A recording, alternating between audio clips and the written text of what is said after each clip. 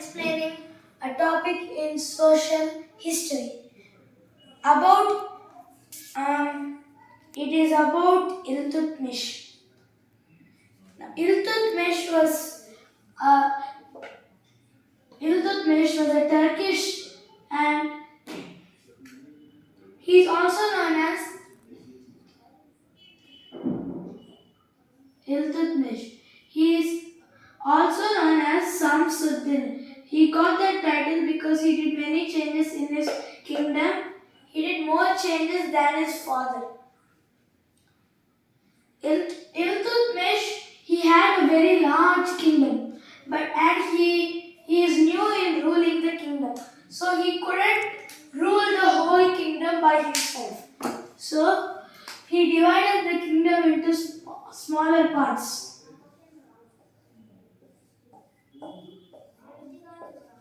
and he named these parts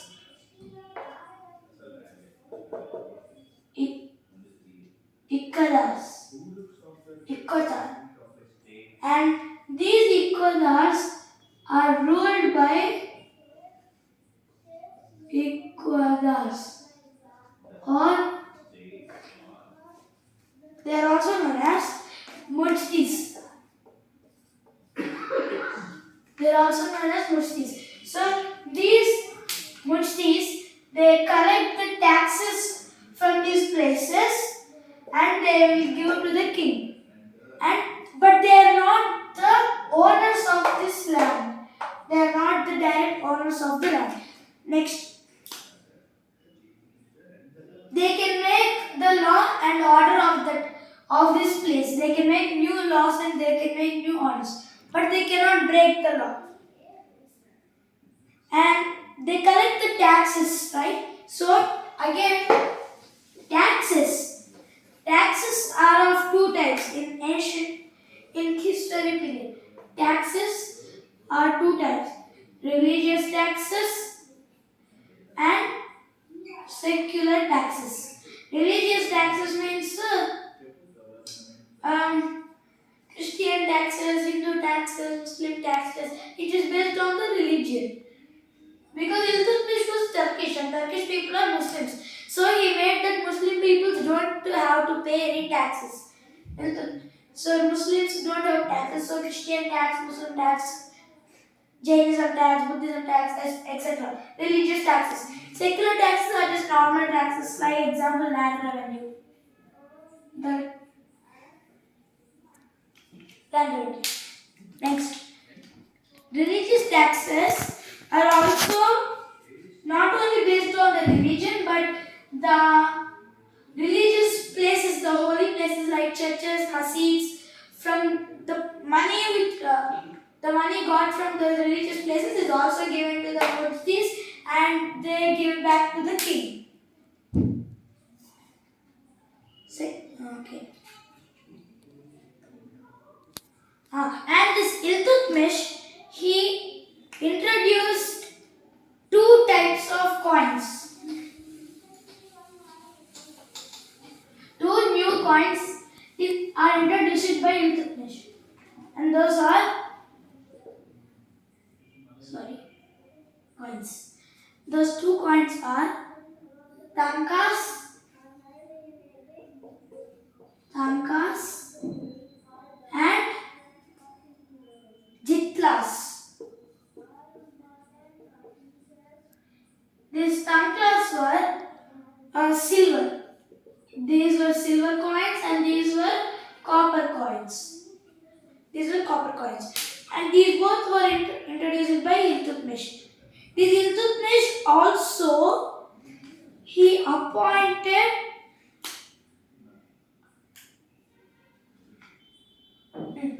Iltutmish appointed governors.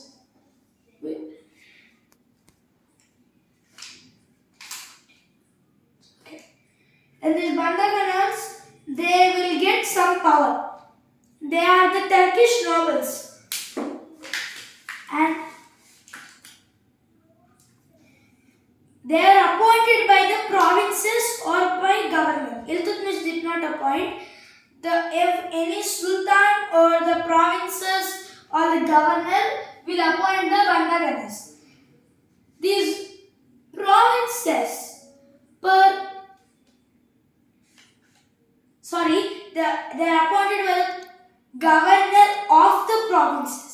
Provinces used to be 550 provinces there used to be, but when the Delhi Sultanates came, these 550 they removed 547 provinces from the 550. That means there are only 3 provinces in the Delhi Sultan time. Those 3 provinces were Madras, Mumbai, and Delhi. These were the 3 provinces of Delhi Sultanate period. Now,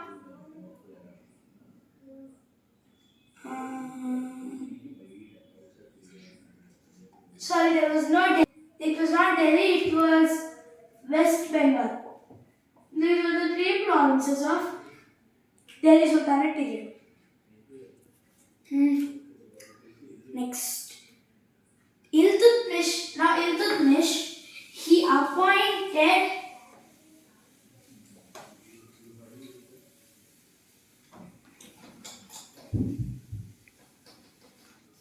Iltutmish appointed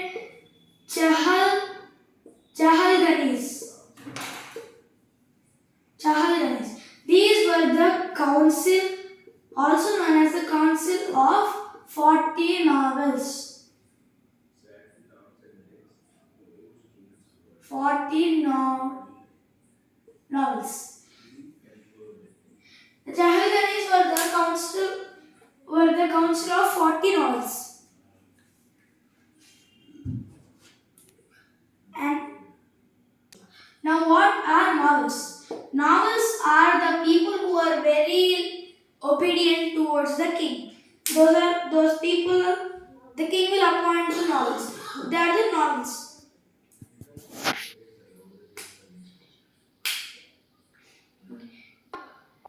Now, novels are the most obedient people to the kings, and most obedient people to Iltutmish was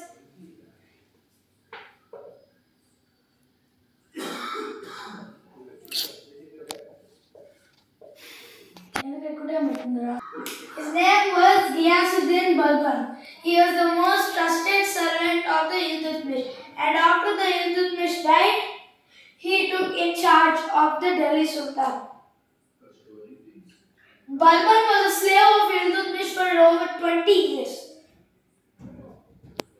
And he did not like the Council of 40 Novels. This Chahalganis, he did not like it.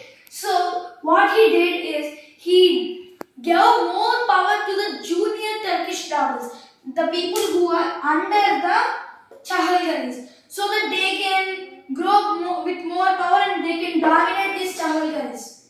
So that's why he gave more power to them. Because he did not like he did not like this Chahalganis. This Ghiyasuddin Balban always he will wear a turban, and his forts. He also introduced the Sijda. It is also a coin.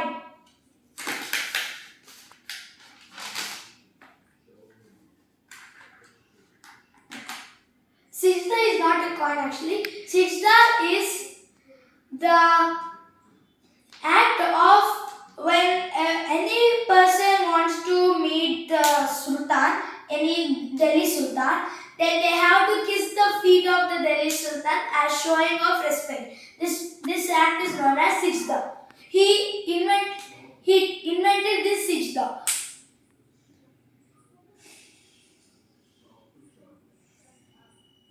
Now, this is all about Ghiyasuddin Balban. Next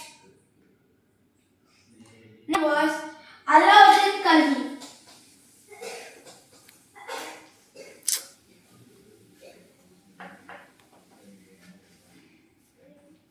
One of the Delhi Sultanate was Alauddin Khalji. He did many changes to the Delhi Sultanate. One of the changes were he made India very developed. He developed India more except for the South India. Why he didn't develop the South India is because South India is full of the Hindu kings. All the region in the South India here, all this region are filled with the Hindu kings. But the northern region here are the Muslim kings, like the Delhi Sultan, Arab kings. Next, he occupied most of the India except the Hindu regions of the southern India.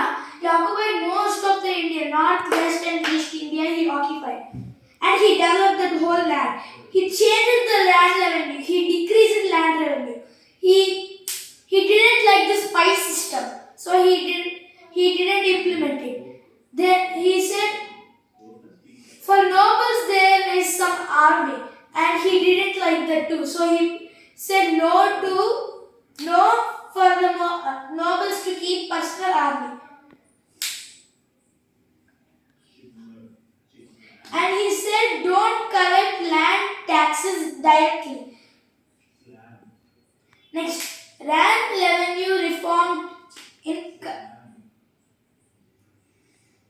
in the Khalji dynasty, in the Alauddin Khalji period, his father was Jalauddin Khalji. In the Khalji period, that time the taxes were divided into three types. Taxes were collected on the basis of three types. Those types were cultivation, that is known as farming or agriculture. Next, cattle, that is if a person is betting animals, and house tax, normal house taxes. And in these three taxes, they would collect. The silver, Alauddin Khalji implemented these three taxes in the Khalji period time, and he also and in the Sultanate period, the money, the values of different things would keep on changing, but he kept fixed rate for those. And then he even made new golden coins. Golden coins, those are called dinar. Dinar are golden coins. And he only wanted golden coins in the Khalji dynasty. No silver coins, no copper coins, and not iron coins also. Only golden coins. He invented the dinar. He also now the Khalji dynasty. After the Khalji dynasty, it was the Tughlaq dynasty.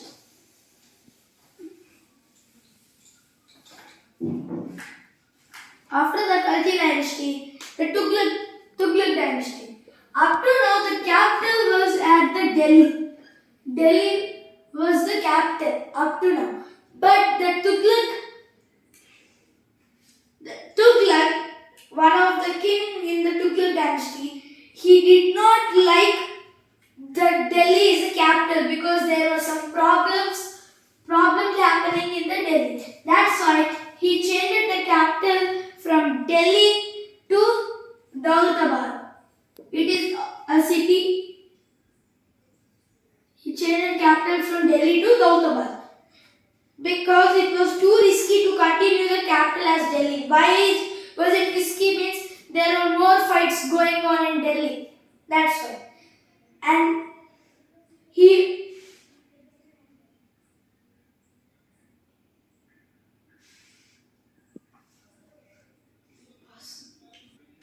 the region between the two rivers, if the two rivers are flowing, the region between the two rivers, this region is known as a Doab region. Do means two and Ab means river. The river between the two rivers is the region between the two rivers is known as the Doab region. And now coming to the south of India, in this part, Hindus lived. More Hindu people lived. And the Hindu landlords are the person who owned the land. Hindu landlords are known as Rais. They are known as Rais. And the head man of the village in the Hindu places was known as Mukkadas. Rais, landlords, Mukkadas, head of the village. And before I informed that Iltutmish he made the taxes for the Muslims to not collect the taxes of the Muslim people, right? And that taxes is known as Waqf. WAKF. These taxes are known as the Muslim taxes.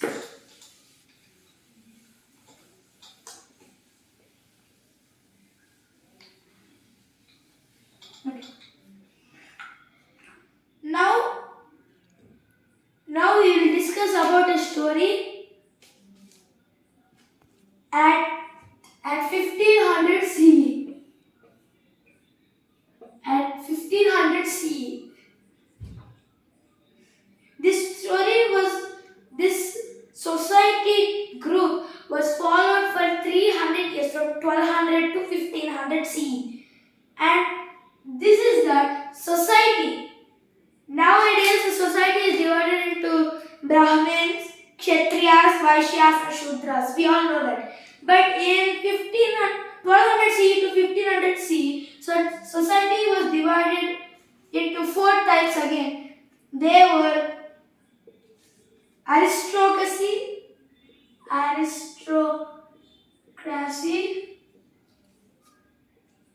next priests.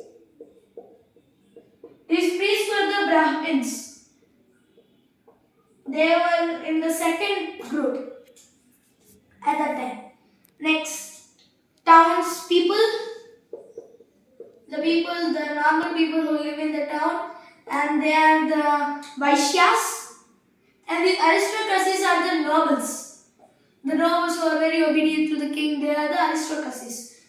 And the next are the peasants, the very poor farmers.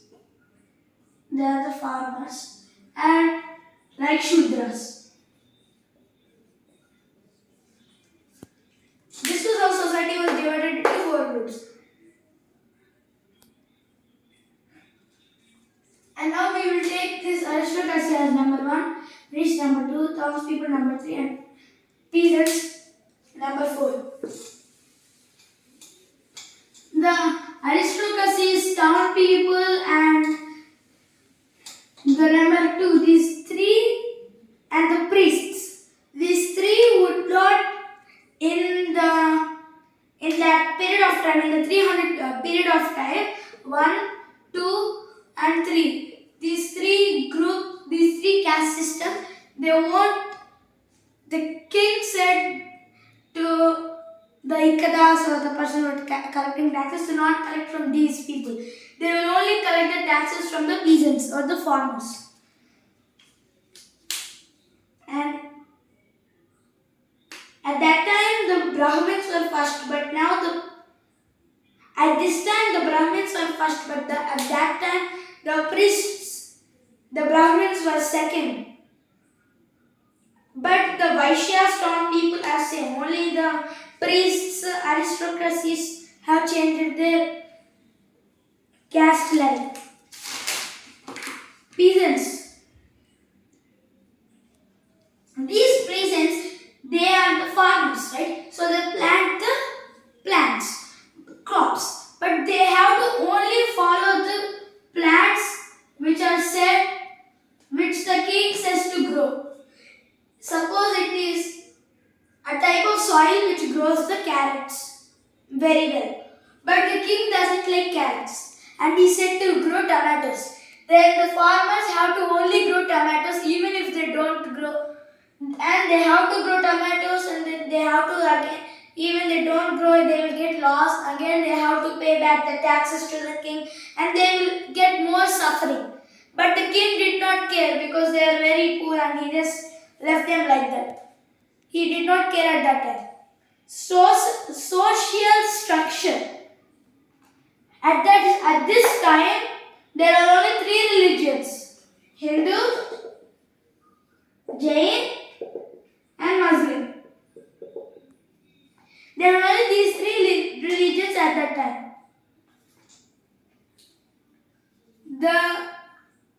But this is all about the south region part. And in the north region, they are all the Muslims. And they kept on discriminating these Muslims, they kept on discriminating the Jains and the Hindus. They did caste discrimination. And the Muslims, because they own most of the India, they made rules that there should be no inter-caste marriage, no inter-religion marriage also. And suppose it is the king's family and the number one, noble's family or the king's family. If this family is going to marry the one family, it should not marry the 2, 3 or 4. It should not. That will become inter-caste marriage. They should only marry from the first caste. Next, Sufi. Then there arrived a new religion. At that time, a new religion was arrived, and it was called Sufism. It was called Sufism. Now, what is Sufism? What are the people who follow Sufism? Sufism is originated at the Sultan period, and Sufis, the people who follow this religion are Sufis. These Sufis have very pure heart. They have a pure heart, and they believe in Allah. They believe in the Allah. If a person is following Sufism religion for a very long time, then they are known as a pir. They are known as a pir. These Sufism people, they believed in only one God. Thus, they believed in that there was only one God, the Supreme Almighty. Then, Guru Sheikh. Guru Sheikh means Sufism and Hinduism. Those both are known as Guru Sheikh. And theirs are very high caste. Bhakti movement. The process, these Sufisms, they are very pure-hearted, right? Having a pure heart is called Bhakti movement. And that Bhakti movement should have, this is known as Bhakti movement, and it should have total devotion to God. Total devotion towards the God, and it should not praise to any idols. And these Sufis, also known as Sufi. The Sufi saints, the saints of the Sufi are known as the Muriks. They were known as the Muriks. Thank you.